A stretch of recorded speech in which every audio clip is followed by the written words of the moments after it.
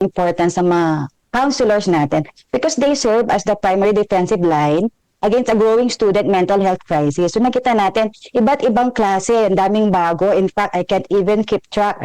But we are important, ang ating mga counselors are important in the early detection and prevention of mental health crisis. Marami po tayong issues, hindi ko maisa-isa. Pero kailangan din natin siguro pagtibayin ang mga safe spaces for our learners to express themselves, to know that they are supported, at pagandahin pa ang ating mga polisiya sa ating support system. Unang-unang siguro ang magkaroon ng isang magandang prevention program. Pag maayos na maayos yung prevention natin, mababawasan po ang ating cases, ang ating mababawasan din ang ating intervention. Kasi pag magandang prevention natin or early detection, mabababa po ang ating mga makikitang early warning signs.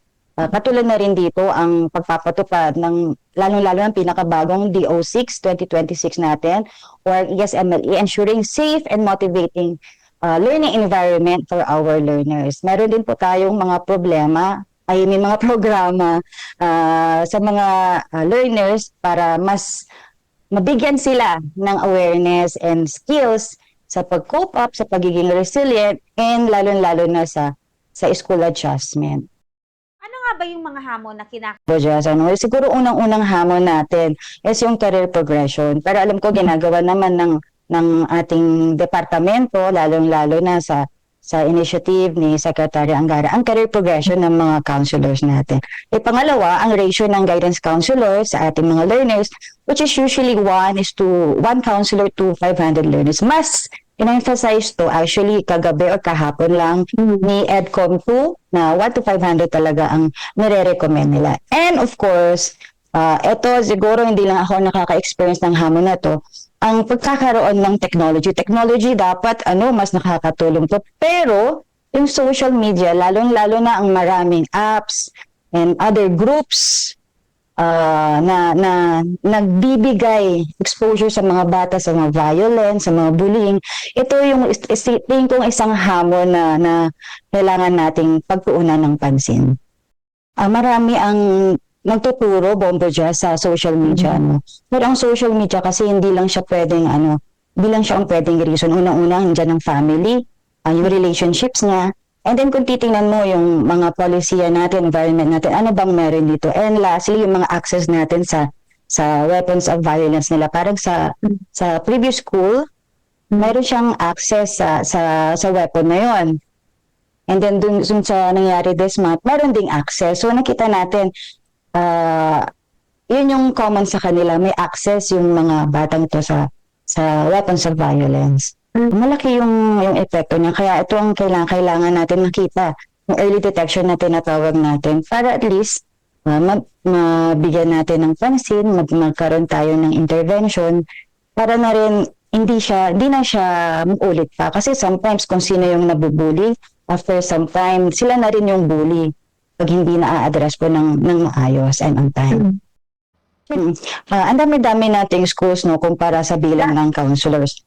Pero parang kulang pa rin yung number of manpower, but nakikita natin isa pa rin itong malaking hakbang para ma-shorten yung gap ng ating mga need for manpower. Pero sana masabay din yung pagpapatupad, pag-hire ng SCAs o ating mga school counselor associates.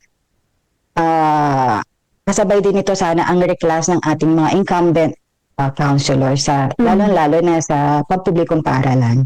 Kung kailangan pa talagang pag-aralan, I think na-postpone siya, na-postpone. Nakalimutan ko kung may petsa na o may binigay na petsa kung kailan ito matutuloy. Pero during the orientation, meron din kasing briefing ang PNP sa atin and our LGU and other agencies.